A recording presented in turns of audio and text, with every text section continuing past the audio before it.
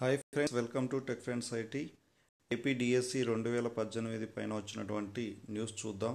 ఈరోజు DSC notification వెంటనే విడుదల చేయాలి.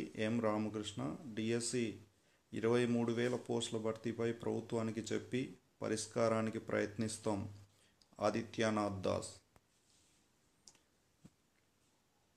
డిఎస్సి నోటిఫికేషన్ను వెంటనే విడుదల చేయాలని పీడీఎస్యు రాష్ట్ర అధ్యక్షుడు రామకృష్ణ రాష్ట్ర ప్రభుత్వాన్ని డిమాండ్ చేశారు. పాఠశాల విద్యార్థుల సమస్యల పరిష్కరించాలని కోరుతూ విజయవాడ లెనిన్ సెంటర్లో పీడీఎస్యు ఆధ్వర్యంలో శుక్రవారం ధర్నాలో ఆయన ప్రసంగించారు. 10 రోజుల్లోగా ఉపాధ్యాయ సమస్యలు పరిష్కరిస్తాం. ఫ్యాప్టో నేతలతో ప్రభుత్వం చర్యలు, ఆందోళన తాత్కాలికంగా వాయిదా.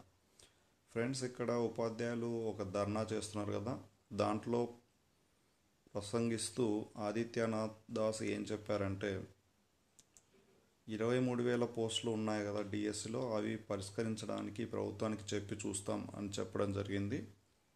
అలాగే ఉపాధ్యాయుల సమస్యలన్నీ ఒక 10 రోజుల్లో క్లియర్ చేస్తాము అని హామీ ఇచ్చారు. దానివల్ల ఉపాధ్యాయ నేతలందరూ ఈ సమ్మెని తాత్కాలికంగా వాయిదా వేశారు.